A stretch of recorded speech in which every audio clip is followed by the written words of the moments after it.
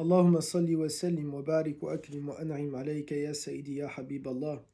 الصلاة والسلام عليك يا خير خلق الله. اللهم صل وسلم وبارك وأكرم وأنعم على سيدنا وحبيبنا ونبينا مولانا محمد وعلى آله وصحبه وسلم تسليما عدد ما احط بعلمك وخط به قلمك وأحصاه كتابك. وارض اللهم عن ساداتنا أبي بكر وعمر وعثمان وعلي وعن الصحابة أجمعين وعن التابعين وتابعهم بإحسان إلا يوم الدين. أما بعد, salam alaykum wa rahmatullahi ta'ala wa barakatuh.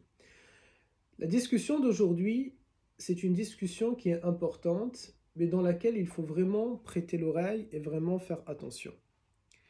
Il ne faut pas prendre simplement un extrait, il ne faut pas prendre simplement une partie du cours, mais il faut l'entendre dans sa totalité, dans sa globalité. Si vous allez prendre simplement un extrait du cours, vous n'allez pas comprendre, ou plutôt vous allez aller très vite à sa conclusion, sans en saisir les complexités, sans en saisir comment on pourrait dire peut-être les duplicités, sans en saisir la totalité, et ça ne va pas être intéressant et ça ne va pas être sérieux de votre part. Alors il faut vraiment, réellement, et de manière très minutieuse, écouter l'ensemble du cours. Et donc il faut être attentif à l'ensemble de ce que je vais raconter, à l'ensemble de ce que je vais dire, et pas simplement la partie qui va vous intéresser. Le cours d'aujourd'hui, il concerne le chien et l'islam.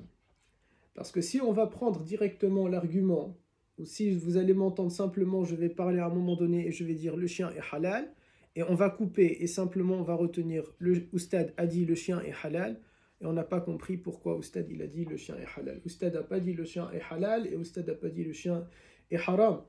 Mais Oustad il va essayer simplement de donner les arguments qui vont dire et qui vont établir la position que je vais vous citer tout à l'heure. Okay, et donc c'est important qu'on va prendre la globalité, qu'on va prendre la totalité de l'argumentation et pas simplement un extrait. Allah yarda alaykum.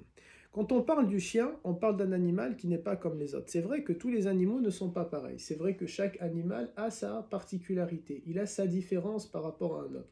Mais le chien, il a quand même une particularité que les autres n'ont pas. C'est que dans la société, depuis toujours, il a été considéré, et l'islam aussi, on va le voir, l'a considéré comme un animal de compagnie. Et ça n'a pas été forcément considéré, c'est pas quelque chose, une caractéristique qu'on a donnée à tous les animaux, qu'on va les considérer comme étant nos animaux de compagnie ou de domestique. Le chien, il a cette particularité-là, et on va le voir tout à l'heure. Comment on va détailler le chien et l'islam en plusieurs éléments. Le grand 1, je crois il y a 6 grandes parties, vous allez essayer de suivre avec moi, Allah yarda alaykum. Le grand 1, c'est, on va dire ça comme un élément préambulaire, plutôt une règle préambulaire. En islam, on fait la distinction entre le pur et l'impur, entre ce qui est pur et ce qui n'est pas pur, entre ce qui est propre et ce qui est impropre. Ce sont deux éléments totalement différents. Vous pouvez avoir quelque chose de pas propre mais pur, et vous pouvez avoir quelque chose de pas propre et impur, et vous pouvez avoir quelque chose d'impur mais propre, etc., etc. Et donc on fait la distinction entre ce qui est propre et ce qui n'est pas propre. On laisse ça maintenant de côté et on fait la différence entre ce qui est pur et ce qui n'est pas pur. Je vais vous prendre un exemple. Si on va citer, mathalan, je ne sais pas, l'huile. L'huile, c'est quelque chose qui est pur. Mais si j'ai un habit qui va être taché avec de l'huile, je vais considérer que mon habit est pas propre, n'est-ce pas? Je vais dire que mon vêtement n'est pas propre. Eh bien, ce vêtement, il n'est pas propre, mais il est pur. Je peux prier avec.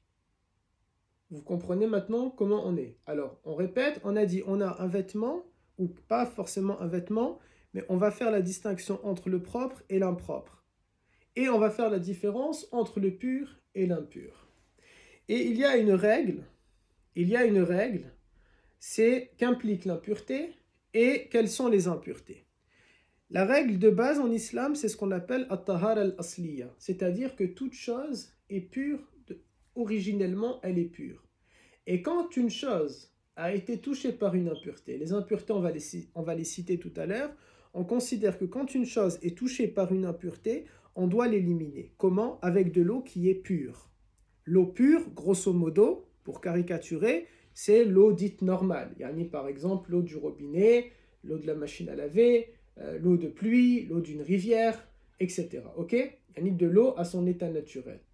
Quand il y a quelque chose qui a été touché par une impureté, je vais éliminer cette impureté avec de l'eau, jusqu'à ce que je ne vais pas trouver le goût, si jamais c'est quelque chose qui peut se goûter, l'odeur ou la couleur de cette impureté. Alors, mathalan, on va prendre, je ne sais pas, comme impureté, par exemple, le vomi. Le vomi, c'est une impureté en islam. Il y a du vomi qui vient de toucher mon habit, je vais soit le rincer au lavabo, jusqu'à qu'on ne voit plus l'odeur ou la couleur de ce vomi. Pas le goût, ok, mais jusqu'à que je ne vais pas voir euh, l'odeur ou la couleur du vomi. C'est ça, comment on va éliminer une impureté en islam. On va l'éliminer avec de l'eau qui va être pure. Ou bien mon vêtement, je vais le mettre à la machine à laver et ça peut passer. Ça, c'est le premier élément. Quand c'est touché par une impureté, qu'est-ce que je dois faire? Je dois l'enlever. Le deuxième élément, c'est quelles sont les impuretés. C'est quoi les impuretés en islam? Alors, pour que vous arriviez à suivre, on va reprendre l'ensemble de notre cours, le chien et l'islam. Ok, voilà maintenant la thématique de notre cours. Le grand 1, une règle préambulaire. Dans ce grand 1, une règle préambulaire, on a le grand A. Le grand A qu'implique l'impureté. On vient de dire que l'impureté, elle implique le fait que je vais éliminer cette impureté. Comment? Avec de l'eau. Quelle eau? Une eau qui est pure. C'est quoi une eau pure? L'eau du robinet, mathalan, pour nous. Ok? Et ça sert à rien maintenant qu'on va parler l'eau de pluie et l'eau de je sais pas et je sais pas. On a de l'eau en bouteille, on a de l'eau au robinet. On va pour l'instant se contenter de ça car c'est pas le sujet de discuter ici de l'eau pure ou impure. Le grand B de notre grand 1, c'est quelles sont les différentes impuretés. J'ai compris que quand une impureté touche quelque chose, je dois l'enlever. Mais comment je vais l'enlever? Ou plutôt, on a dit comment je vais l'enlever. La question maintenant, c'est de savoir qu'est-ce que je dois enlever. C'est quoi les impuretés en islam? Premièrement, il y a le vomi que j'ai cité tout à l'heure. Deuxièmement, il y a le sang. Le sang uniquement quand il est inférieur à une pièce de 2 euros. C'est-à-dire si c'est des toutes petites gouttelettes de sang, il n'y a ni là-bas, il n'y a pas de problème. Mais quand ça va être une tache de sang supérieure à une pièce de 2 euros, je dois l'enlever. Troisièmement, l'urine et les matières fécales. Ici, il y a une petite parenthèse qu'on peut faire sur l'urine du bébé garçon quand il fait que allaiter sa mère, il ne prend pas d'autre nourriture. Al-Fuqaha, ils ont dit qu'on va pouvoir considérer que l'urine du bébé garçon, ce n'est pas une impureté. C'est pas parce qu'on va faire une différence entre le garçon et la fille bébé, c'est simplement une facilité pour les parents. Parce que le bébé fille, quand ils vont le changer, si jamais elle va avoir envie de faire ses besoins, de l'urine, ça va partir dans un seul endroit. Mais le garçon, lorsque ses parties génitales, elles sont à l'air libre, il va avoir envie d'uriner et son appareil génital fait que l'urine, elle peut aller un peu partout. Et donc, c'est une facilité donnée aux parents que pour les bébés garçons, c'est pas considéré comme une impureté afin que c'est pas trop casse-tête pour eux de tout nettoyer. Mais ça, c'est un autre sujet. Ok, simplement retenez, c'est pas une question de différence entre un garçon et la fille, c'est juste pour faciliter le travail des parents ici. Alors, on a dit les impuretés, on a le vomi, on a le sang supérieur à une pièce de 2 euros, et on a l'urine et les matières fécales. Quatrièmement, ce sont tout ce qui va être les substances enivrantes, par exemple l'alcool. Ok. Cinquièmement, on va avoir les os, les dents, les cornes, les sabots, les griffes ou les ongles ici j'ai mis provenant de tout animal illicite à la consommation. Yani, tu vas prendre n'importe quel animal que tu n'as pas le droit de manger, eh bien ces os, ces dents, ces cornes, ces sabots, ces griffes et ces ongles, ils sont considérés comme étant une impureté. Ensuite, il y a le vomi. Donc ça sera là, je l'ai mis 2 fois, je ne sais pas pourquoi, mais on va préciser le vomi, contrairement à ce qu'on a dit pour l'urine du bébé garçon, le vomi, y compris du bébé, il est considéré comme étant une impureté. Ensuite, on a le pu, et enfin, vous avez al-madiou et al-wadiou. Al-madiou et al-wadiou, ce sont quoi? Pour al-madiou, c'est le liquide préséminal, c'est-à-dire c'est quand, par exemple, un garçon il va avoir une érection, ou bien c'est lorsqu'il y a les préliminaires, c'est un liquide blanc qui peut sortir visqueux un peu, qui peut sortir du garçon ou de la fille, mais chez la fille ça va s'appeler la cyprine. Et enfin, vous avez al-madyu, c'est quelque chose qui va sortir lorsque, souvent chez le garçon, lorsqu'il va être un peu constipé et qu'il va forcer pour avoir ses besoins, il va sortir avec son urine quelque chose comme ça qui est un peu blanc et un peu gluant. C'est pas du sperme et ce n'est pas al-madyu, mais c'est al-wadyu. Ok? Voilà les différentes impuretés. Quand ces impuretés-là, elles m'ont touché, ou bien elles ont touché mon vêtement, je ne peux pas faire la prière avec. Mais je n'ai pas perdu le l'odo. C'est très important de comprendre cela. Quand une impureté, elle m'a touché, je ne perds pas mes ablutions. Simplement, je dois éliminer cette impureté. Alors, je n'ai pas dit, si jamais vous allez aller uriner, vous avez perdu bien sûr vos ablutions. Là, je parle, une impureté, elle va vous toucher. Mathalan, l'urine de quelqu'un, les matières fécales de quelqu'un, les substances enivrantes de quelqu'un, le wadiou de quelqu'un, le madiou de quelqu'un. Ce n'est pas à vous ça. C'est celui de quelqu'un, il vous a touché. Vous n'avez pas perdu al-odo. Simplement, votre habit, il est impur, vous ne pouvez pas prier avec. Ou bien il a touché le lieu sur lequel tu comptais faire la prière, il vient de contaminer ça, ça maintenant c'est impur, tu vas devoir le purifier. Ok? Ou bien il y a cette impureté mathalan sur mon verre, je ne peux pas boire avec. Je dois éliminer cette impureté pour que je puisse ensuite boire à l'intérieur. Mais je n'ai pas perdu al-odo. Ce sont deux éléments qui sont séparés ici. Est-ce que vous avez compris, ici? Alhamdulillah. Ensuite, les savants maintenant, ils ont divergé avec quoi? Avec la question du chien. Vous voyez, là, on n'a pas cité le chien. Certains, ils auraient pu citer le chien parmi les impuretés. Là, il y a une grande question. Alors, il existe beaucoup d'avis. Et on va dire quelque chose qui est très important. Quand on parle qu'il y a des avis en islam, ça veut dire quoi? C'est pas l'imam Shafi'i qui invente quelque chose de sa tête. C'est pas l'imam Ali qui invente quelque chose de sa tête. C'est pas l'imam Ahmad qui va inventer quelque chose de sa tête. Non. Pour le caricaturer, c'est-à-dire c'est pas exactement comme ça, mais grosso modo, pour caricaturer les choses, il faut comprendre que le prophète alayhi salatu salam n'a pas toujours dit c'est blanc ou noir. Et parfois, il a pu donner plusieurs possibilités, plusieurs facilités, plusieurs orientations pour réaliser une chose. Prenez un exemple. C'est comme si le prophète alayhi salatu salam, il va dire aux compagnons, je veux cette liste de cours dans ce magasin. Il dit les courses qu'il veut, la marque qu'il veut, les produits qu'il veut, la quantité qu'il veut, dans le magasin que lui, il va préciser. Ça, ce sont les règles que Rasulullah alayhi salam va fixer. Mais il s'arrête là. Il ne va pas détailler davantage que ça. Que vont faire Sahaba? Vous allez trouver un compagnon qui va décider de prendre d'abord les produits lourds dans son caddie et après de mettre les produits légers. Vous allez trouver un autre sahaba, il va préférer commencer par le rayon frais et après par le reste. Un autre sahaba qui va préférer commencer par le sec et après par le frais. Vous avez un autre sahaba qui va préférer la scanette et un autre qui va préférer passer aux caisses. Un, il va préférer payer en carte bleue, l'autre, il va préférer les chèques, l'autre, il va préférer les espèces. Chacun, il va choisir sa méthode.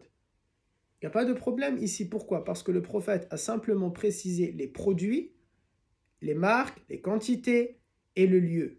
Mais le reste, il a laissé libre cours aux compagnons de faire comme ils le souhaitaient. En gros, pour caricaturer, c'est ça les madhab, c'est ça les écoles juridiques. C'est pour ça que parfois on a des divergences. C'est pas parce qu'ils se sont disputés, c'est pas parce que chacun a voulu faire qu'à sa tête, c'est pas parce qu'ils ont inventé un avis plus qu'un autre. Non, yani c'est pas ça.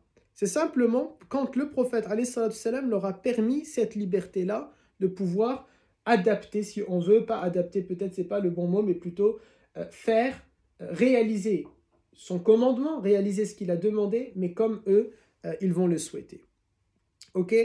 Dans ces avis-là, moi je ne vais pas citer tous les avis concernant le chien et l'islam. On n'a pas le temps et c'est pas le but de cette vidéo et c'est pas le but de ce cours et c'est pas ce que nous on est en train de rechercher. Simplement, je vais citer donc un élément parmi tant d'autres. Alors oui, c'est vrai, c'est possible. Mais vous n'allez pas dire, mais Oustad, il y a. Mais oui, c'est possible qu'il y a d'autres avis. Et c'est même pas possible, c'est sûr, il y a d'autres avis, et oui, il y a d'autres avis. Simplement, c'est pas l'objet ici, ok? On va simplement nous citer un élément concernant le chien et l'islam. Concernant donc cet avis-là sur le chien et l'islam, on est avec les Malikites.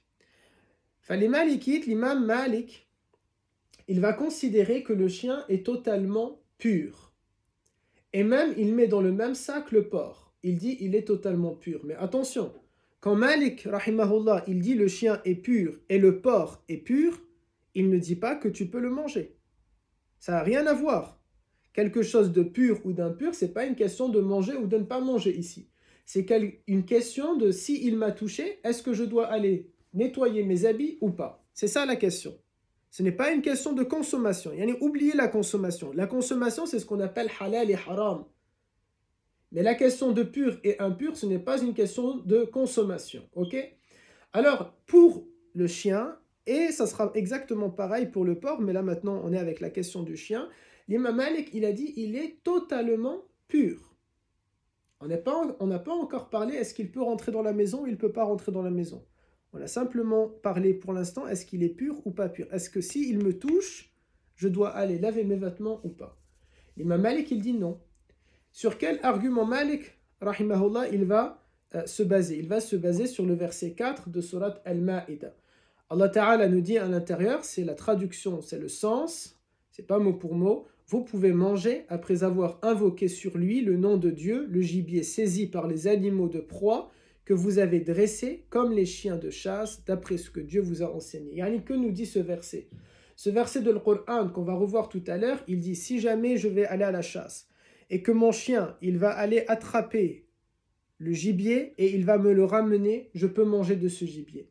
Mais ici, Allah Ta'ala n'a pas détaillé, il n'a pas dit vous devez laver le gibier. Si jamais c'était impropre, Malik nous dit si jamais c'était impur, si jamais c'était impur que l'animal il va me ramener, à ce moment-là, Allah Ta'ala va me demander de le nettoyer. Allah Ta'ala a précisé que c'est pas n'importe quel animal qui doit aller. Allah Ta'ala a précisé c'est pas un renard domestique, c'est pas ton loup domestique, c'est pas ton faucon domestique quand il va te ramener. Il a précisé, ici Allah Ta'ala a précisé les catégories d'animaux domestiques, pas domestiques, pardon, de chasse, qui vont aller te chercher la proie et quand ils vont te le ramener, tu peux manger. Donc, puisque Allah Ta'ala a précisé la catégorie, si jamais le fait qu'il l'a tenu dans ses dents, ça aurait été impur, Allah Ta'ala, bien sûr, il va également nous le préciser. Vous comprenez l'argumentation de Malik? Ouais, c'est pas quelque chose qu'il va sortir comme ça. C'est réel, c'est un verset de l'Qur'an ici. Certes, peut-être d'autres, ils ont d'autres avis. Mais nous, on est en train de regarder l'avis de Malik, rahimahullah. Ça, c'est le premier point que Malik, il va nous dire. Le deuxième élément que Malik va nous dire, c'est quoi? Il dit qu'il y a un hadith. C'est vrai qu'il y a un hadith qui va parler du chien. Vous savez, si jamais il va lécher dans un bol, il va falloir laver plusieurs fois ce bol. Vous connaissez maintenant le hadith, il est assez connu. Il faut laver 7 fois, 6 fois avec de l'eau, ou une fois avec de la terre, je ne connais pas exactement, mais à peu près quelque chose comme ça, ça vous dit normalement quelque chose. Malik, qu'est-ce qu'il dit? Il dit les hadiths, il faut savoir quelque chose. Dans ce qu'on appelle ulum al-hadith, les sciences du hadith, en islam, dans les sciences du hadith, parce que c'est une science, c'est pas simplement, maintenant c'est vrai les gens ils vont citer comme ça le hadith, mais c'est pas ainsi. Le hadith c'est toute une science, il y a des gens qui ont fait des études dans ça. Dans les sciences du hadith, on a la distinction entre le hadith dit mutawatir et le hadith dit ahad. Le hadith mutawatir, c'est un hadith qui a été rapporté par un grand nombre de compagnons. Un grand nombre de compagnons qui fait que tu as raison, elle pense que c'est impossible. Ce nombre-là, ils sont trop nombreux pour s'être mis d'accord pour mentir. Ils sont trop nombreux. Le mensonge aurait forcément fini par éclater. Alors que le hadith ahad, c'est un hadith qu'il y a seulement 1, 2, 3 compagnons qui l'ont rapporté. Ça ne veut pas dire bien sûr qu'ils se sont mis d'accord sur un mensonge. Mais c'est vrai qu'on pourrait se dire, c'est pas astaghfirullah bien sûr, on ne va pas croire que les compagnons ils ont menti, mais on peut se dire l'erreur peut exister. Quand il n'y a que 1, 2 ou 3. L'erreur peut exister, c'est vrai. Mais c'est pas parce que maintenant toi et moi en 2021 on va dire ah ben non l'erreur elle peut exister alors je le rejette. Parce qu'il y a très très peu de hadith mutawatir. Sinon on va rejeter énormément de la sunna. Ok? L'imam Malik, lui, il accepte le hadith quand il est ahad. Seulement, il va dire que ce hadith ahad, il ne peut pas venir restreindre un verset. Il ne peut pas venir restreindre la portée générale d'un verset. Je ne sais pas, par exemple, on va dire, si un verset, il va énoncer une règle très générale. D'autres savants que Malik, ils vont dire, si on a un hadith ahad, on va réduire ce verset-là, qui a une portée générale, on peut le restreindre à une catégorie de personnes, à une catégorie d'individus, à un individu, mathalan, ok? Malik, lui, il va dire non, je ne l'accepte pas. Ça, je ne l'accepte pas. Alors le hadith, justement, concernant le récipient, c'est un hadith qui est singulier, c'est un hadith qui est ahad. Alors Malik, il va dire quoi? Il va dire, puisqu'on a affaire à un verset d'une portée générale, vous allez chasser et votre chien, il va vous ramener la proie, vous pouvez le manger. Il n'y a pas la précision de laver la proie ici. Malgré qu'il a été touché par la gueule du chien, n'est-ce pas? Il n'y a pas ici de précision. Donc pour Malik ici, le hadith, il ne peut pas restreindre la portée. Pour les autres, oui, il peut restreindre. Les autres, ils vont dire non, il y a telle et telle et telle et telle condition qu'on ne va pas détailler aujourd'hui. Vous comprenez maintenant pourquoi il y a cette divergence, comment elle est née. Ça, c'est un premier point. Donc, Malik, il va se baser sur le verset 4 de Surat Al-Ma'ida et il va se défendre à travers le hadith en disant que le hadith ne peut pas restreindre la portée générale d'un verset. Ça, ce sont les éléments importants dans ce qu'on appelle le préambule de pourquoi Malik a considéré que le chien est totalement pur, il n'est pas impur. Et d'ailleurs, Malik, il considère que tous les animaux, tout animal est pur, même le porc, ok? Encore une fois, quand on dit pur, ça ne veut pas dire qu'on peut le manger. C'est simplement, s'il me touche, j'ai pas besoin de laver mes vêtements. Alors, on a dit la matière, le sujet, le chien et l'islam. Le grand 1, c'est un préambule. On l'a divisé en deux parties, ce préambule. Une première partie qu'implique l'impureté. On a dit l'impureté, elle implique qu'elle soit enlevée. Avec quoi? Avec de l'eau pure. Grand B, on a dit c'est quoi les impuretés? Et on les a détaillées, tous ceux qui font consensus. Et enfin, on a parlé de la divergence concernant le chien, avec cette transition qui nous amène à notre sujet. Ça va, vous arriver à suivre? Alhamdulillah. Le grand 2 maintenant, c'est l'imaginaire des gens. Aïe, wa, masha'Allah, l'imaginaire des gens. Cet imaginaire qui pense, qui circule, que le chien c'est quelque chose de mauvais, c'est quelque chose que l'islam n'aime pas, à tel point maintenant on est dehors et toujours, ceux qui sont en train de promener leurs animaux, il va voir un musulman, une musulmane arriver, mesquine, parfois de eux-mêmes, wallahi je les vois, de eux-mêmes ils sont en train de s'écarter, ils disent parce que les pauvres, oui je sais que vous n'aimez pas, non, vous comprenez, yani comment maintenant l'image elle est en train d'être véhiculée, surtout pour nous, on vit en France, et c'est naturel, et c'est normal, et c'est commun, et c'est trop répandu d'avoir un chien, et c'est qui est en train de faire peur aux gens, et c'est qui est en train de faire croire qu'on n'aime pas les chiens, et ce sont nous. Et ça, c'est le grand imaginaire des gens, de croire que dans l'islam, on n'aime pas les chiens, on déteste les chiens, et c'est un mauvais présage, et je sais pas, et je sais pas, et je sais pas, etc. On va donc casser maintenant cet imaginaire-là et comprendre que dit l'islam réellement concernant le chien. Maintenant qu'on sait que le chien est totalement pur, que dit l'islam? Il faut savoir que l'islam, mes garçons, il va se baser sur quoi? Il se base sur le Coran, il se base sur la Sunna, et il se base sur l'héritage de ce qu'on peut appeler de manière générale les savants, dans lesquels les premiers d'entre eux sont as-sahaba, les compagnons, n'est-ce pas?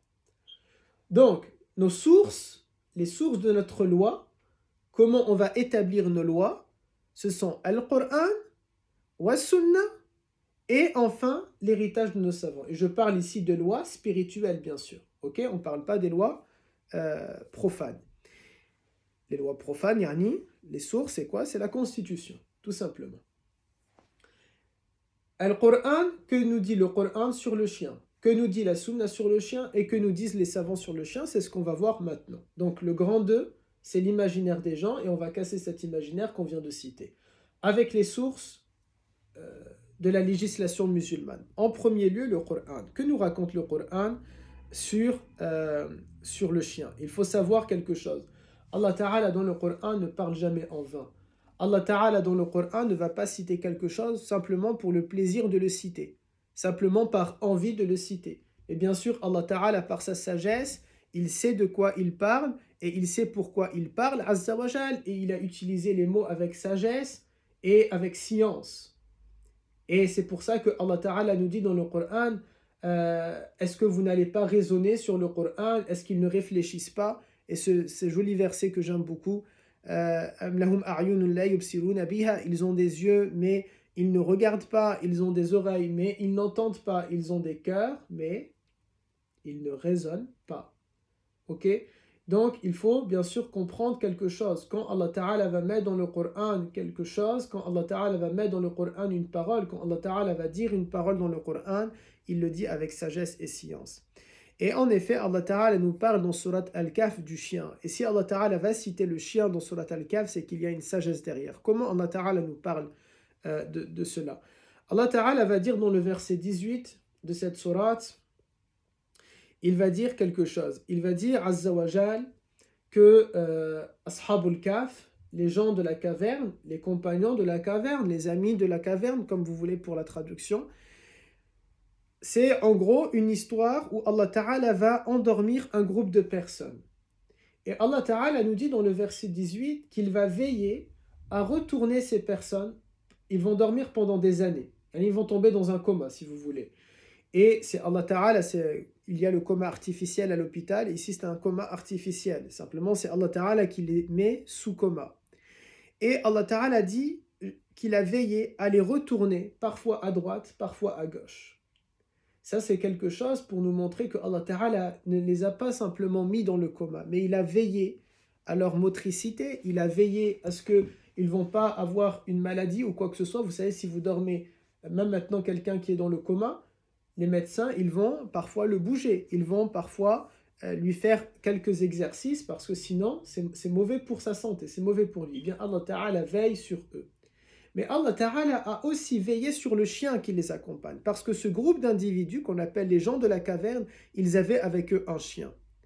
Et Allah Ta'ala, non seulement il va dire qu'il a veillé à retourner à droite et à gauche le groupe d'hommes, mais Allah Ta'ala nous donne aussi une précision sur le chien. Allah Ta'ala dit que le chien dormait à l'entrée de la caverne, dans la caverne mais devant, et les pattes allongées. Et la description, comment elle est donnée, nous fait penser que peut-être lui aussi, comme les autres, eux, ils étaient retournés tantôt à droite, tantôt à gauche sur le côté.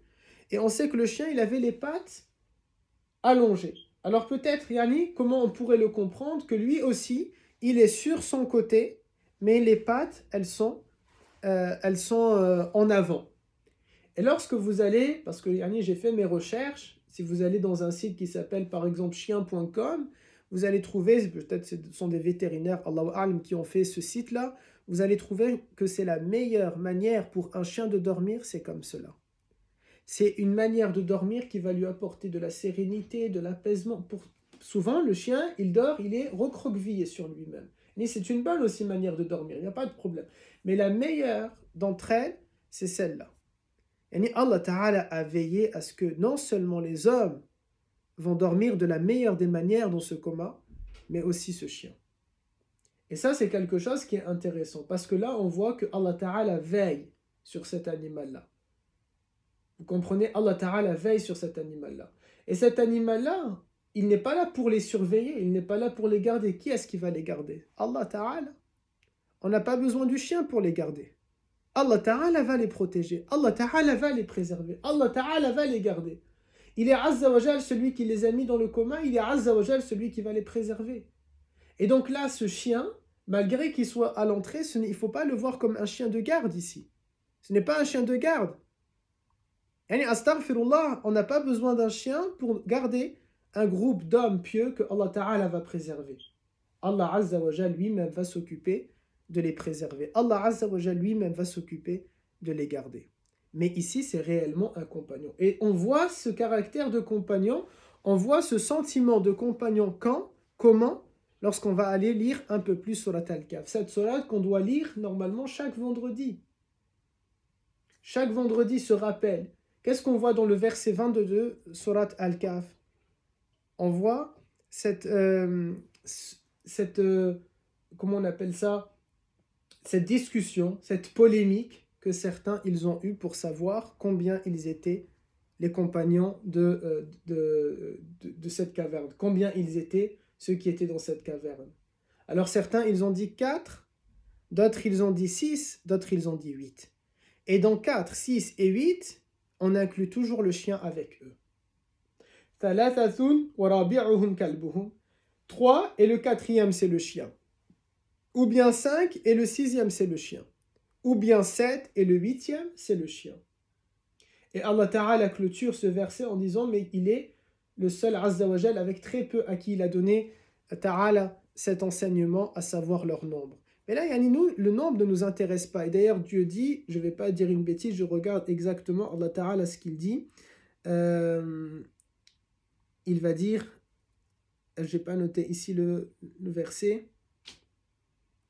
Allah Ta'ala va dire qu'il est celui, mon Seigneur, il dit de dire, mon Seigneur est le mieux informé de leur nombre.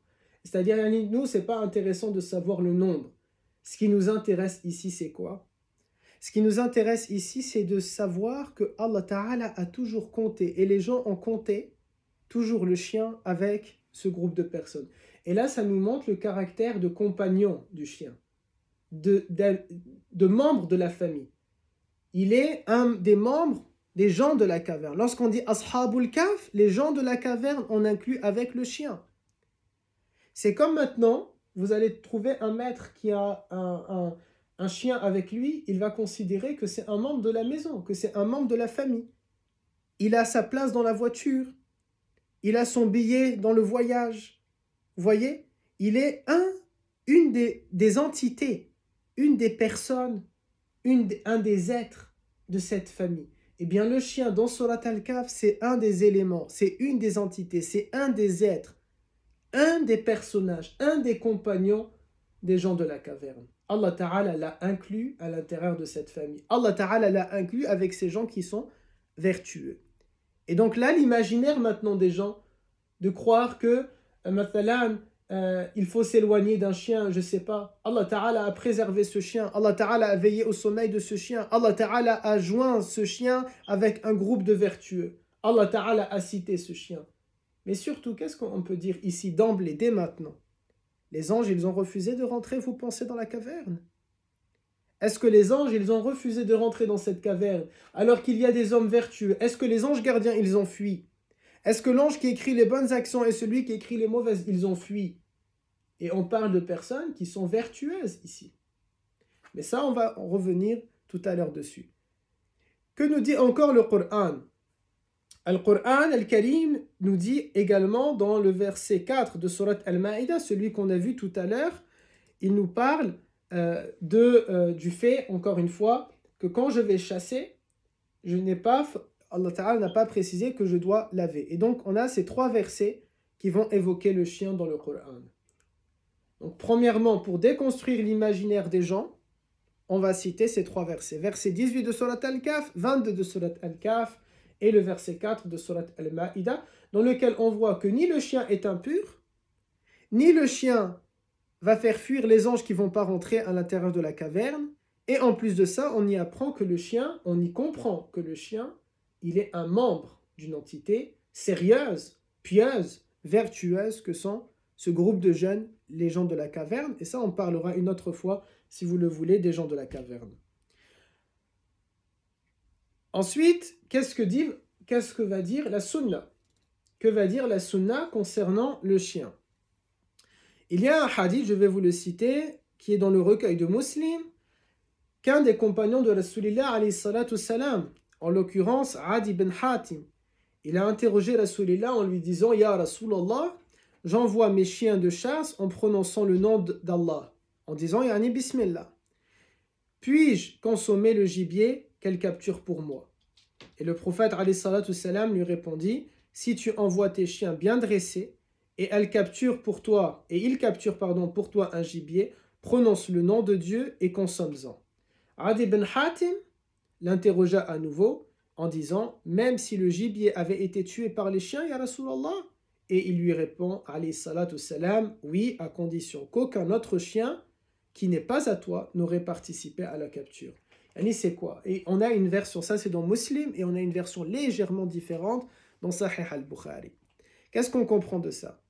Ce compagnon, il dit, est-ce que je peux manger? Yani c'est vraiment le verset qu'on a tout à l'heure. Est-ce que je peux manger? Et Rasulullah lui dit, il n'y a pas de problème, tu peux manger tant que tu as dit Bismillah quand ils sont allés chercher, et que c'est pas un autre chien qui n'est pas à toi qui va te ramener le gibier. Ok? Donc premièrement, on va comprendre dans la sunna que les compagnons avaient des chiens.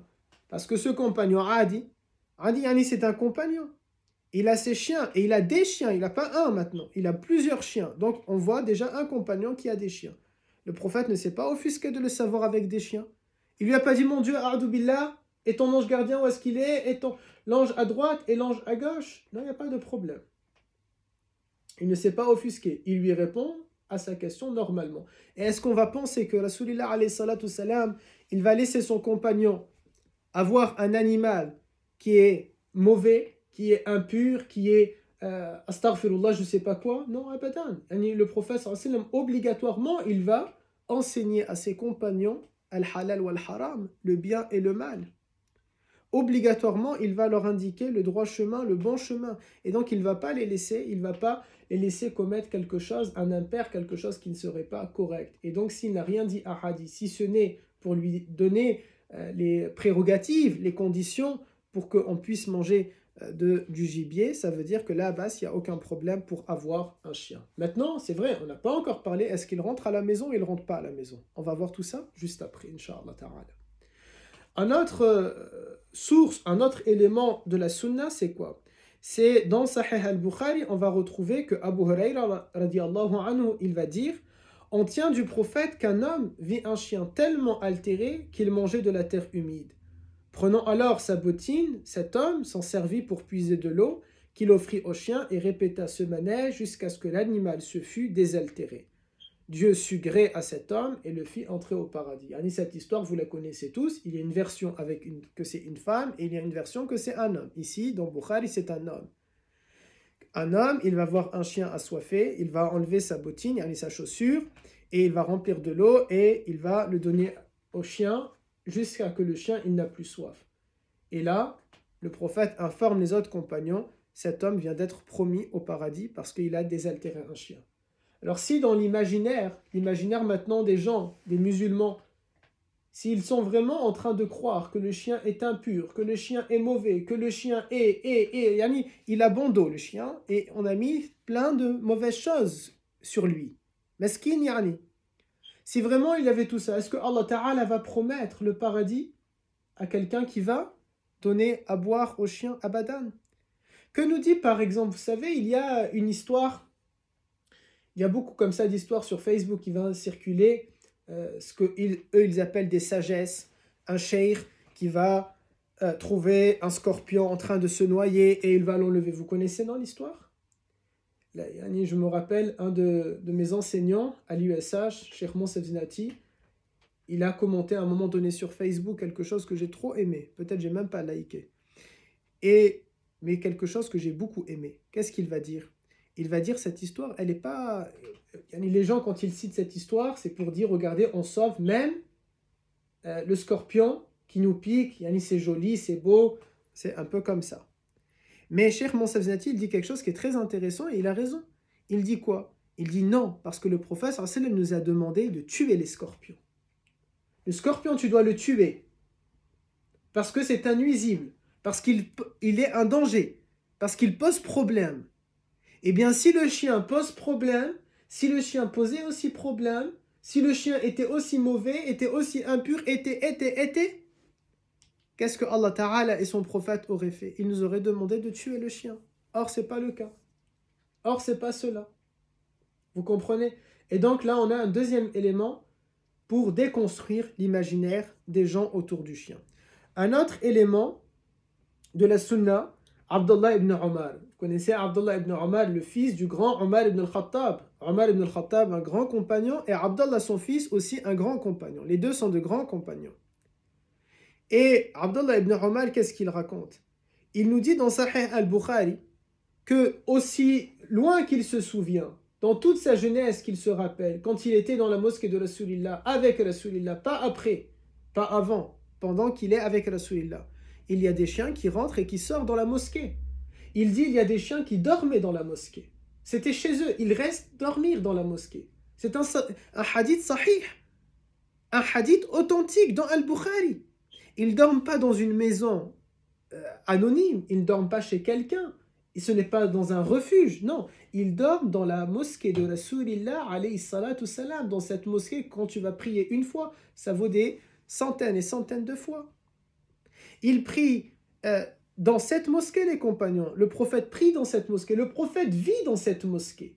Rasulillah, alayhi salatu salam, vit dans la mosquée. Et pourtant, les chiens, ils rentrent et ils sortent. Ils rentrent et ils sortent. Et même certains dorment à l'intérieur. Dans une version, Abdullah ibn Omar nous dit carrément qu'ils font leurs besoins. Et il précise quelque chose qui est important. Parce qu'il faut le dire. Il précise quelque chose qui est important. Abdullah ibn Omar dit « Et je n'ai jamais vu quelqu'un leur courir derrière pour asperger d'eau les endroits là où ils vont être. » Et là, on voit clairement que personne ne les a considérés comme étant une impureté. Personne. Un autre encore élément, si ce n'est pas suffisant, pour déconstruire l'imaginaire des gens. Quel est-il? Pardon, je vais boire.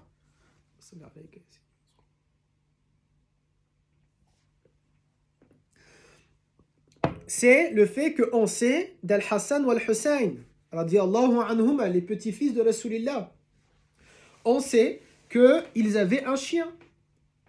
Al-Hassan ou Al-Hussein nous ont dit qu'ils avaient un chien. Et quand ils étaient enfants, ils avaient un chien et ils jouaient avec. Alors, est-ce que c'est un chien, un chiot, Allahu A'lam? Mais en tout cas, on sait que quand ils étaient enfants, ils avaient un chien. On parle d'Al-Hassan ou Al-Hussein, les petits-fils de Rasulillah. On sait que le prophète leur rendait visite. On sait que le prophète allait chez eux. Il allait chez sa fille Fatima et chez Ali. Eh bien, on sait qu'ils avaient un chien. Voilà 4 éléments dans la Sunna. Voilà 3 versets dans le Coran pour déconstruire l'imaginaire des gens que le chien serait mauvais et que le chien était et que le chien était. Alors maintenant, c'est vrai, on est en train de dire que le chien était dans la maison de Fatima et Ali. On a dit que le chien a dormi dans la caverne. On a dit aussi que le chien dormait dans la mosquée du prophète alayhi salatu salam. Il rentre et il sort, et que personne n'était en train de courir derrière pour asperger d'eau. Mais attendez, on n'a pas encore regardé le point, est-ce que le chien peut rentrer dans la maison ou pas? Je vous ai dit tout à l'heure, ne prenez pas un extrait. Ne retenez pas qu'une partie, mais il faut aller jusqu'au bout, ok? La base, ne vous inquiétez pas, il y aura de bonnes nouvelles, Inch'Allah pour certains. Maintenant, on va passer au grand 3. Grand 1, c'est le préambule, qui était divisé en 2 parties. Le grand A, qu'est-ce que ça implique l'impureté? Le grand B, quelles sont les impuretés? Grand 2, l'imaginaire des gens. Et on a déconstruit cet imaginaire au travers des 2 principales sources dans l'islam, que sont le Coran et la Sunna. Dans le Coran, on a cité 3 éléments. Dans la Sunna, on a cité 4 éléments. Et maintenant, on passe au grand 3. Grand 3, c'est le chien et l'homme. Le chien et l'homme. Dans la tradition musulmane, on croit, en tout cas c'est l'avis de certains, que le premier chien a été donné en cadeau à un prophète, en tant qu'animal de compagnie. Ensuite, l'autre élément qu'on va dire ici, c'est quoi? Sachez quelque chose. L'islam n'a jamais, abadan, été en contradiction avec la science. Jamais l'islam ne s'est opposé à la science, au contraire. Et c'est pour ça que dans l'islam, alhamdulillah, on a eu de grands scientifiques. Simplement, l'islam a pu être en contradiction avec quoi? Avec des théories scientifiques. Ça, c'est possible. Mais pourquoi? Parce que la théorie, elle porte bien son nom. C'est une théorie. Et donc, peut-être que simplement, on ne va pas être d'accord avec cette théorie-là. Cette théorie-là ne nous plaît pas. On pense qu'ils se sont trompés et qu'un jour, ils vont comprendre leur erreur. Mais quand c'est un fait arrêté de la science, l'islam n'a jamais été en contradiction. Et vous connaissez tous maintenant, tout le monde parle des miracles scientifiques du Coran, des centaines et centaines de miracles scientifiques. Parce que c'est ça, c'est exactement cela. L'islam n'a jamais été en contradiction avec la science. Quand la science vient établir un fait, l'islam est OK avec ça.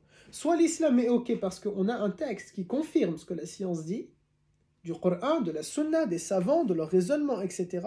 Soit nous, on n'a pas de texte, on n'a aucun texte qui parle de ce fait, de cette réalité scientifique, mais on va l'accepter. Pourquoi on l'accepte? Parce qu'on sait que Allah Ta'ala est une vérité. Allah est haq, Allahu haq. Pour ça, dans la spiritualité, dans le dhikr, on répète Allahu haq, Allahu haq, Allahu haq. Dieu est une vérité, Dieu est une vérité, Dieu est une vérité. On sait que Allah Ta'ala est vérité. Allah Ta'ala, on sait qu'il ne peut pas se tromper. Allah Ta'ala est parfait.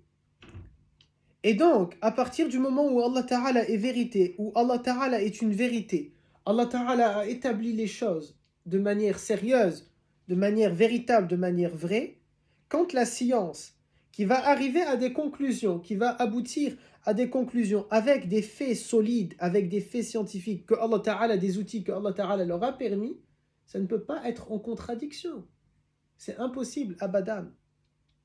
Asla, yani, ça, ce n'est pas possible et ce n'est pas acceptable de le croire. Que nous dit donc la science? La science, elle dit que l'homme, premièrement, elle va dire, j'ai noté ici, que la relation interespèce la plus forte, la plus solide, la plus fusionnelle, c'est celle entre l'être humain, entre l'homme avec un grand H et le chien. Et quand on regarde ça, et quand on va regarder l'ensemble des éléments scientifiques, on ne peut pas croire que Allah Ta'ala a mis tout cela en toi, en moi, en eux, yani eux les chiens, il a mis ça en eux et en toi et en moi, et il va nous demander de nous éloigner des chiens et de ne pas considérer le chien et de ne pas s'approcher du chien et de se nettoyer dès qu'il y a le chien. Non. La relation la plus forte interespèce, elle est entre l'homme et le chien. Number one, premièrement. Deuxièmement, j'ai noté ici que dans les hormones, au niveau des hormones, j'ai noté que l'une des découvertes les plus récentes est que l'hormone responsable de la confiance et de l'empathie chez les humains, ce qu'on appelle l'ocytocine, entre également en jeu dans les relations entre chien et maître. Ils ont trouvé que quand un chien regarde un homme dans ses yeux, ça déclenche chez l'homme la même hormone que la mère quand elle regarde quand l'enfant il voit le regard de sa mère. Et comment c'est possible? Alors on va croire que Allah Ta'ala il nous a éloignés et il veut nous éloigner du chien. Est-ce que c'est moi qui décide d'appuyer sur on ou sur off pour créer cette hormone de l'ocytocine? C'est pas moi qui vais le décider. C'est quelque chose qui va se faire naturellement, hormonal. C'est pas moi qui l'ai décidé. Ils ont trouvé, ils ont établi, ils ont montré, prouvé, institué. C'est clair. Quand je regarde un chien dans les yeux, ça va me produire le même effet que quand je suis enfant et que je vois le regard de ma mère sur moi. Ou l'inverse, ça va lui faire au chien, ou Allahu A'lam, comment on pourrait le regarder. Je ne vais pas dire astaghfirullah, je ne vais pas dire quand même que ça va faire chez la mère comme ça a fait chez le chien, mais on va regarder dans l'autre sens. Ça va créer les hormones, ça va donner ce côté de bonheur, d'empathie, sympathie, compassion, amour et tout ce que vous voulez chez la mère quand son fils il la regarde, quand son enfant il la regarde, et chez l'enfant quand c'est sa mère qui le regarde. De la même manière que quand nous, un chien, il nous regarde dans les yeux. Ou quand nous, on va regarder aussi un chien dans les yeux. Ça, c'est le deuxième élément scientifique, qui est en train de nous montrer que c'est Allah Ta'ala qui a mis cela. C'est Allah Ta'ala qui a rapproché deux espèces vivantes, l'être humain et le chien. C'est Allah Ta'ala qui fait dans le sens hormonal, c'est pas moi qui ai décidé, mais voilà l'effet que ça me produit. Et je suis heureux, je suis content, c'est comme ça. Il y a des choses, elles te rendent heureux, tu ne sais pas pourquoi. Et tu les vois, tu es heureux. Et c'est ainsi. Et c'est ainsi. Troisième élément qu'ont trouvé les scientifiques, c'est quoi? Ils ont trouvé en 2009 la généticienne, j'ai peur de mal dire le prénom, Bridget Von Holt, quelque chose comme ça, de l'Université de Californie. à Los Angeles, elle a découvert que les chiens avaient une mutation du gène responsable chez l'homme du syndrome de Williams. Et ce syndrome, c'est quoi? Ce syndrome, il se traduit par un retard mental et une hypersociabilité. Et elle va dire, les chiens, tout comme les gens, ayant le syndrome de Williams, éprouvent un désir essentiel de nouer des liens de proximité, d'avoir des relations personnelles chaleureuses, d'aimer et d'être aimé. Yani Allah Ta'ala a créé le chien d'une manière qu'il a besoin d'être aimé. Il a besoin d'aimer. Comment on va laisser de côté cet animal? Comment je vais laisser de côté un être que Allah Ta'ala a créé d'une manière qu'il a le besoin d'être aimé et d'aimer? Et ce besoin-là, il doit être travaillé, ils nous disent, les spécialistes autour du chien, ils nous disent ça doit être entretenu, travaillé, encouragé dès qu'ils sont petits, dès qu'ils sont chiots, dès qu'ils sont bébés. Vous comprenez? Alors regardez les éléments, à travers le Coran, à travers la Sunna, on a déconstruit l'imaginaire des gens. Et quand on regarde la relation entre le chien et l'homme, sur le plan scientifique, on comprend que nous sommes très liés à cet animal. C'est pour ça qu'on dit c'est le plus vieil ami de l'homme, le plus vieux compagnon de l'homme, le meilleur compagnon de l'homme, le meilleur ami de l'homme. Et comment on va croire que Allah Ta'ala qui a mis sa... On pourrait parler de fitra ici. Comme l'être humain a une fitra, un inné, qui le pousse à rechercher Allah Ta'ala, les chiens ont cette fitra, cette inné, ils ont besoin d'être aimés et d'aimer en retour. Et c'est pour ça qu'ils sont loyaux, mes garçons. C'est pour ça que le chien est loyal. Et il est fidèle. Il a besoin de ça. Il a besoin, lui, de t'aimer et d'être aimé. Alors comment on va croire que Allah Ta'ala, qui a mis cela en lui et cela en nous, il va nous demander d'être très éloignés les uns des autres. Et lui, il va dormir je ne sais pas où et moi je vais aller je ne sais pas où. Mais je n'ai pas encore parlé, est-ce qu'il peut dormir à la maison ou il ne peut pas dormir à la maison. Et je suis en train d'avancer comme ça, petit à petit, à ce sujet-là. On passe, Allah yarda alaykum maintenant, au grand 4. Le grand 4, est-ce que j'ai le droit de le garder à la maison? Est-ce que j'ai le droit de garder le chien à la maison maintenant? Ça, c'est la grande et la big question. N'est-ce pas? C'est le grand sujet. On a dit que le chien n'est pas une impureté. On a dit que le chien n'a pas fait fuir les anges de la caverne, n'a pas fait fuir les anges de la mosquée de Rasulillah. Et tout à l'heure, on n'a pas précisé quelque chose. Que le prophète, alayhi salatu salam, a dit, non seulement on a dit ça tout à l'heure qu'il vit dans la mosquée, le prophète, mais aussi il a dit dans la mosquée, il y a un endroit qu'on appelle Ar-Rawda, qui est une partie du paradis. Jusqu'à maintenant, quand on va aller prier dans la mosquée de Rasulillah, il y a une partie qui est délimitée maintenant, on sait c'est laquelle. C'est un endroit du paradis. Le prophète sallam a dit, ce lieu-là, c'est un endroit du paradis. Eh bien, les chiens entrent. Les chiens entraient. Alors on a dit, il n'est pas une najas, il n'est pas une impureté. Ils n'ont pas fait fuir les anges, ni dans la mosquée de Rasulillah, ni là, ni à la caverne, ni dans la maison de Hassan ou Al-Hussein, de Fatima et Ali. Troisièmement, on a dit que dans sa fitra, dans son inné, dans sa manière, comment il a été créé, le chien a besoin de moi. Et comment moi j'ai été créé, je suis naturellement attiré par lui, encouragé à aller vers lui. Il y a cette relation de dépendance. Alors est-ce que maintenant le chien, il peut rentrer dans la maison ou pas? Avec tout ce qu'on a dit tout à l'heure, avec tout ce qu'on a dit maintenant, on va dire que clairement, Aïwa, le chien peut rentrer dans la maison. Le chien peut rentrer dans la maison sans aucun problème. Alors maintenant, là, on est en train de déconstruire tout un imaginaire encore. On est en train, et vous allez vous dire, oh, Oustad, qu'est-ce qu'il est en train de raconter? Mais moi, j'ai toujours entendu que le chien, il ne faut pas qu'il peut rentrer, mais que s'il y a un jardin et il ne rentre pas dans la maison, maintenant, khalas, on a parlé pendant combien de temps? 54 minutes. Allah, Allah. Allah, Allah, ya batal. Allah, Allah, ya. Hey, masha'Allah, 54 minutes où on est en train de construire toute une argumentation. 54 minutes où on est en train de partir de plein d'éléments, du plus solide, Al-Qur'an, au plus qu'on va aimer, qu'on est attaché, la sunna de Rasulillah, au plus rationnel, la science, au plus législatif, si vous voulez, vraiment les bases, la législation musulmane, le faire at-tahara, spécialement dans l'école shafi'ite, n'est-ce pas, par rapport à tahara. Et malgré que on va aimer l'imam shafi'i, mais là, on va voir tout à l'heure que les savants shafi'ites, ils ne disent pas ce que souvent les shafi'ites maintenant peuvent penser.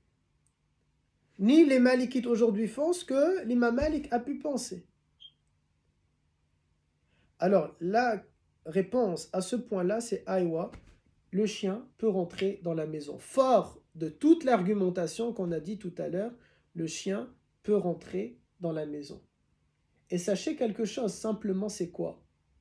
C'est qu'il faut faire extrêmement attention. Parce que si j'habite dans un appartement à la paillade, si j'ai un petit studio ici à Selle-Neuve, imaginez maintenant l'oustad, il vit dans un studio. Un chien dans un studio, c'est quelque chose de malheureux. C'est triste pour lui. Un chien, il a besoin de courir, il a besoin de sortir, il a besoin de faire, il a besoin... Si je vais prendre un chien là et je ne lui donne pas cette liberté, je ne lui donne pas cette latitude, je ne lui donne pas ce plaisir, je suis en train de commettre maintenant quelque chose qui est haram.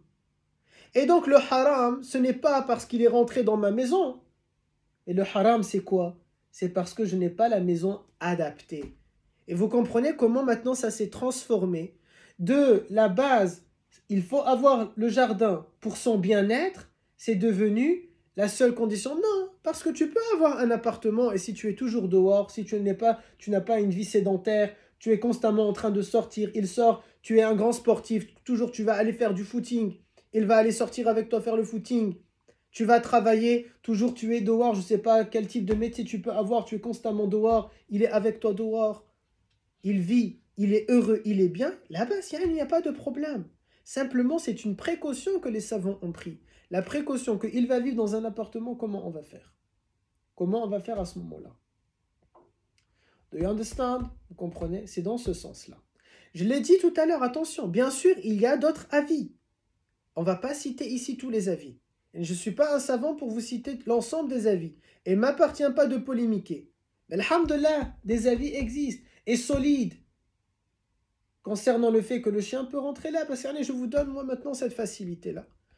Ça ne veut pas dire que vous devez tous prendre un chien, pas du tout. Est-ce que vous avez le droit de prendre un chien? La réponse, pour le moment, on n'a pas encore fini le cours. La réponse pour le moment, attention, pour le moment c'est oui. Mais je dois comprendre que le chien est une amana. Je dois comprendre que le chien a des besoins.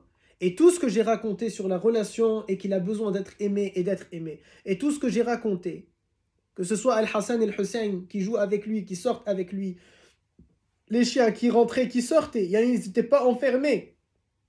Tout ça me montre que si je vais prendre un chien, je dois faire très attention. Tout ça me montre que si je prends un chien, je dois faire extrêmement attention à son bien-être. Et toutes les histoires des prophètes, je vous renvoie à mon premier livre sur la voie prophétique, sur les histoires de tous les prophètes. Qu'est-ce qu'on y apprend? On y apprend que Sulayman, alayhi salam, il détourne toute une armée quand il va voir une seule fourmi qui a peur. Elle entend l'arrivée de l'armée de Sulayman et elle a peur. Et elle dit à ses copines, attention, l'armée de Sulayman, elle risque de nous écraser par inadvertance. Et Sulayman, il sourit et il détourne l'armée. C'est ça l'armée musulmane, mes garçons. C'est ça l'armée musulmane. C'est ça l'armée de Allah Ta'ala, l'armée de Sulayman, qui va détourner totalement toute une armée. Imaginez, subhanallah, imaginez l'armée des États-Unis, l'armée française qui va se détourner pour une fourmilière, pour ne pas qu'elle va s'écraser. Allah, maintenant les gens qui sont en train de nous ridiculiser. Allah, maintenant les gens qui sont en train de parler de l'armée musulmane et de l'armée islamique et je sais pas, ils sont en train de tuer, ils sont en train de faire pendre les gens, ils sont en train de les tirer, ils sont en train. Là, l'armée de Allah Ta'ala, c'est l'armée de Sulayman. qui a détourné toute l'armée pour ne pas écraser une fourmilière. L'armée de Allah Ta'ala, c'est l'armée de Rasulillah qui est en marche et le prophète l'a fait arrêter en leur disant: qui a osé prendre les bébés de cet oiseau qui est venu se plaindre? Un oiseau qui vient se plaindre chez Rasulillah, qui lui dit: Ya Rasulallah, un de tes compagnons, un de tes sahaba, il a pris mes petits. Et Rasulillah fait arrêter l'armée. Qui a osé prendre ses petits? Rendez-lui ses petits. Vous voyez, Yani, c'est quoi l'armée?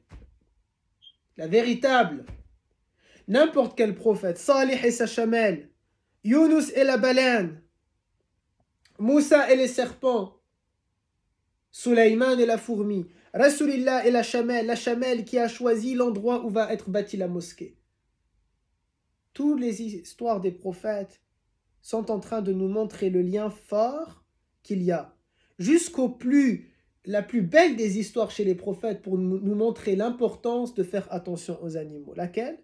Sayyidina Nuh alayhi salam, le prophète Nuh alayhi salatu salam. Lorsque Allah Ta'ala va envoyer le châtiment au peuple de Nuh, qu'est-ce que Allah Ta'ala va demander à Nuh? Tu vas sauver les croyants. Mais qui Allah Ta'ala a sauvé aussi? Il a sauvé les animaux qui sont des croyants. Il a sauvé ces êtres vivants qui sont innocents du mal que les autres sont en train de faire. Allah, c'est ça mes garçons, c'est ça exactement maintenant comment est l'islam. L'islam va te dire, tu veux prendre un animal, attention que tu vas mal gérer avec cet animal-là. Attention que tu ne vas pas assurer avec cet animal-là. Et vous connaissez tous l'histoire de cette femme qui va maltraiter un chat, et elle va être vouée à l'enfer. N'est-ce pas? C'est ça l'islam.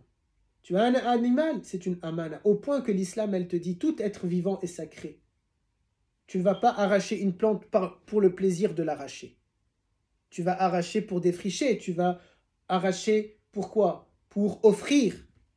Même dans la manière, tu vas l'arracher pour offrir. Coupe bien pour permettre à l'arbre de redonner encore d'autres fleurs. Fais attention. Fais attention autour de toi. Ce sont des êtres vivants. Mes chats que j'ai à la maison, Hurayra et Aswad, ils sont en train d'adorer Allah Ta'ala.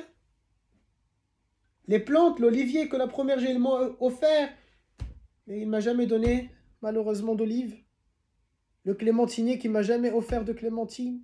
Le jasmin qui ne m'a jamais offert de fleurs. Ils sont tous en train d'adorer Allah Ta'ala. Attention à n'importe quel être vivant que tu vas faire rentrer à la maison et tu n'es pas en train d'assurer avec. C'est ça l'islam. Et ce n'est pas un discours de complaisance. Ce n'est pas un discours pour plaire. Non, c'est un discours fondamental de notre religion qui est sincère, qui est réel, qui est profond. De Nuh jusqu'à Rasulillah alayhi salatu salam. Ils ont tous fait attention aux animaux. Tous. Ils ont tous préservé jusqu'au rite de l'abattage. Pourquoi on est en train d'égorger? Qu'est-ce que nous dit la sunna? Vous voulez égorger? Ne montrez pas le couteau. Soyez doux avec l'animal, soyez, etc. Mais c'est un autre sujet. On revient maintenant avec la question du chien. Alors on comprend avec ces éléments-là que le chien, il peut rentrer à la maison. Simplement, je dois faire attention à quoi? À son bien-être. Simplement, je dois faire attention à ce qu'il ne va pas vivre mal. Et donc, si j'ai un petit logement, Wallahi, Allah Ta'ala sait que et vous le savez, je veux absolument avoir moi aussi un chien. Je ne sais toujours pas, est-ce que je prends Labrador ou bien Husky?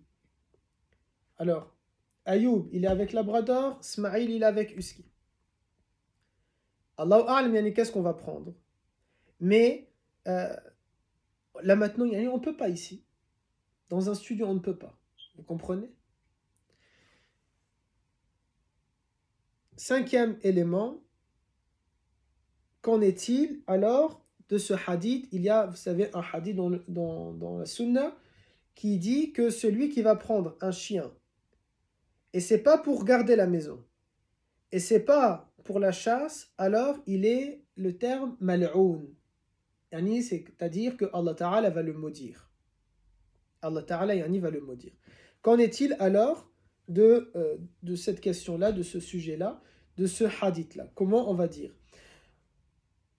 Sans rentrer dans trop de détails, on va dire comment c'est qu'aujourd'hui, al-fuqaha, les savants, les spécialistes du hadith, ils vont nous dire, ne lisez pas ce hadith de manière littérale.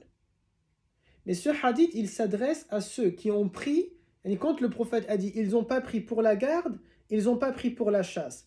Parce qu'à l'époque, on peut prendre l'animal, on va dire grosso modo, pour 3 raisons. 2 bonnes, que sont la garde et la chasse, et la 3e, c'est un lot de mauvaises intentions, de mauvaises raisons, parce qu'ils pensaient que c'était de la superstition. Les Arabes pensaient que si j'ai un chien à la maison, ça va faire fuir les démons. Ou bien ils vont prendre les chiens, ils vont les mutiler, ils vont leur couper des parties, ils vont essayer de faire des trucs sataniques. Il y en a comme chez nous maintenant au bled, ils vont déterrer les morts et leur prendre un os. Là, chez les Arabes, ils leur coupent l'oreille, ils leur coupent la jambe, ils leur coupent je sais pas quoi. Peut-être la tête, peut-être, Allahu A'lam, yani qu'est-ce qu'ils vont leur couper. Et ils vont essayer de faire abracadabra pour faire, yani, selon eux, de la magie. Et donc le prophète, quand il dit, celui qui va prendre un chien, ni pour la garde, ni pour la chasse, alors il est mal'oun, il est maudit. Ici, al-fuqaha, ils ont dit, tout simplement parce qu'avant, ça n'existait pas de prendre un animal comme ça, juste pour le plaisir de le prendre. C'est comme ça ne veut pas dire que c'est haram.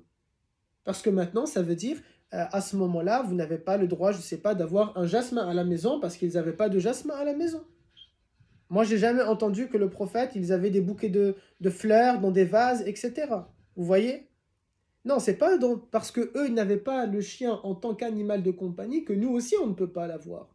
Mais quand le prophète, il dit ça, c'est pas Oustad Marwan qui dit ça, mais maintenant, ce sont al-fuqaha. Ils disent, il a cité ces 2 raisons-là parce que c'était les seules raisons valables à l'époque d'avoir un chien. Ça ne veut pas dire que c'est interdit d'avoir un chien en tant qu'animal de compagnie. C'est simplement, ça veut dire qu'aujourd'hui, qui est le mal'oun? Le mal'oun d'aujourd'hui, c'est qui? Alhamdulillah, les gens, ils ne pensent pas maintenant qu'un chien, il va faire fuir Shaitan. Au contraire, maintenant, ceux de notre communauté, ils pensent que ça va attirer Shaitan. Mais c'est qui le mal'oun aujourd'hui?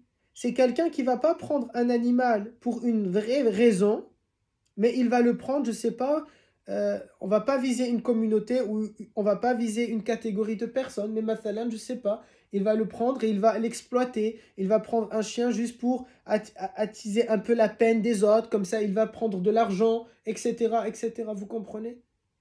Et ça ne va pas être acceptable. Ça ne va pas être correct. Prendre un chien pour une mauvaise raison. Voilà le mal'oun. On arrive maintenant. Hey, mashallah, vous avez été patient. On va arriver maintenant à la fin, à la conclusion. Quelle est la conclusion? Voilà comment on va le dire avec ces points-là. Number 1, premièrement, le chien n'est pas impur. Deuxièmement, le chien côtoyait le prophète et les compagnons. Troisièmement, le chien a été créé visiblement avec cette fitra, cette prédisposition à être proche de l'homme, au service de l'homme, pour aimer l'homme et être aimé de l'homme. Quatrièmement, le chien est permis dans la maison.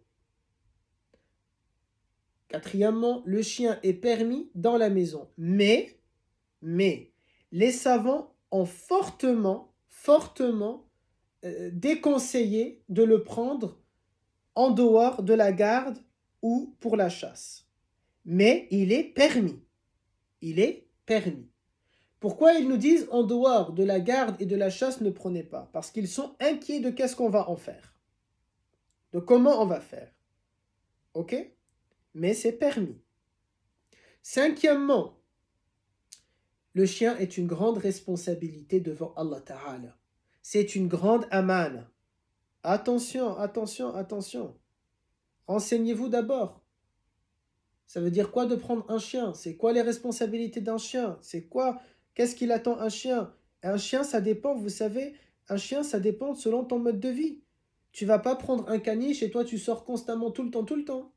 Et tu vas pas prendre un husky et toi, tu es sédentaire, tu sors jamais, tu es mou, tu es toujours à la maison. Et ça, c'est pas possible parce que le husky, il a besoin de bouger, de faire beaucoup de choses. Et donc, c'est selon ta personnalité, selon ton mode de vie que tu vas choisir ton chien.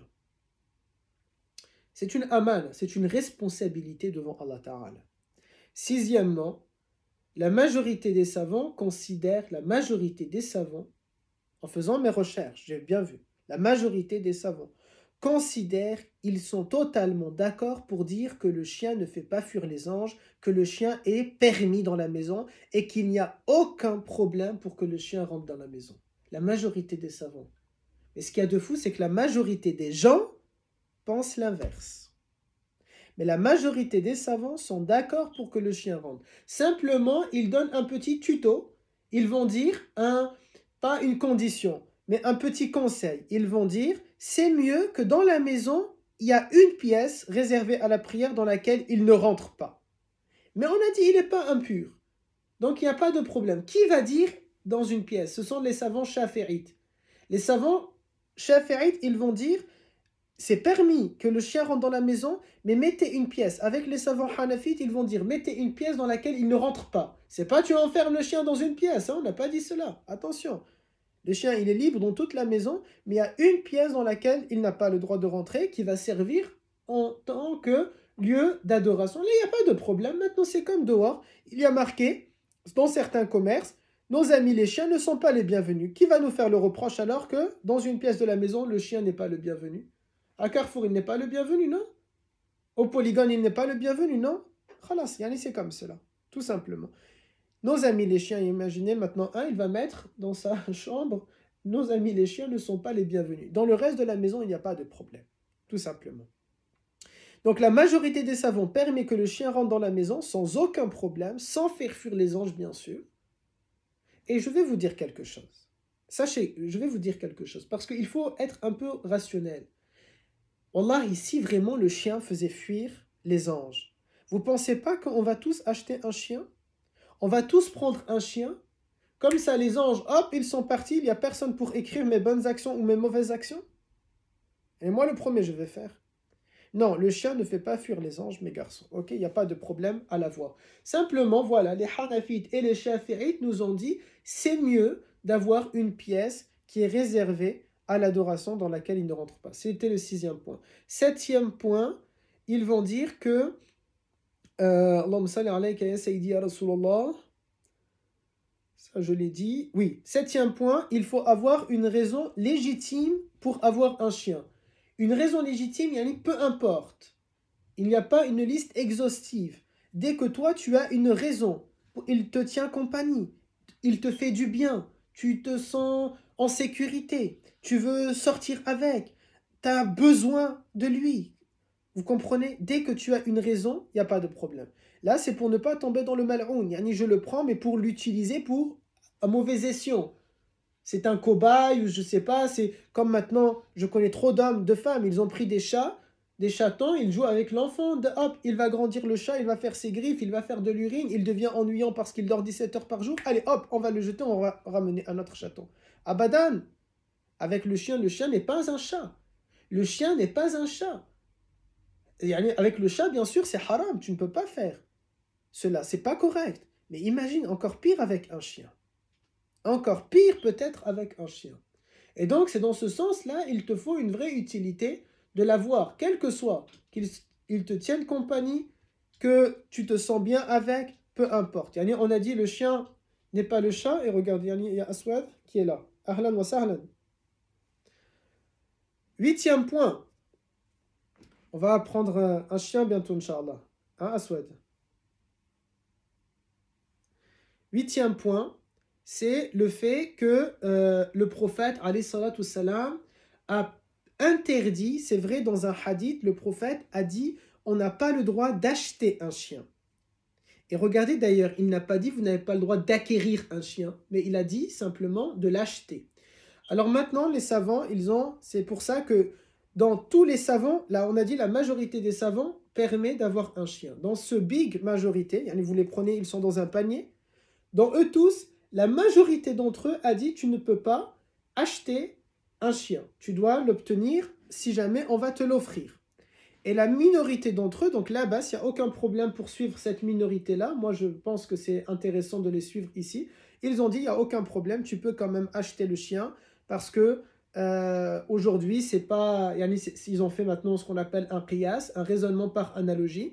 Ça, c'est un autre sujet. Ça, on rentre maintenant trop dans les sources, les fondements du droit, al-usul, etc. C'est un peu compliqué. Mais bien toujours, mes garçons, vous n'allez jamais accuser un savant. Un savant, vous savez, un savant, ce n'est pas la masse des musulmans. Un savant, ce sont des personnes sérieuses. On peut ne pas être d'accord avec leur raisonnement, on peut ne pas être d'accord avec leur méthodologie, mais jamais la méthodologie du savant, elle est sortie de sa tête. Elle suit un travail sérieux, elle suit une méthodologie sérieuse. Et donc on ne peut pas considérer comme ça, le savant il a dit n'importe quoi, Hada il a dit n'importe quoi, Hada il a dit n'importe quoi.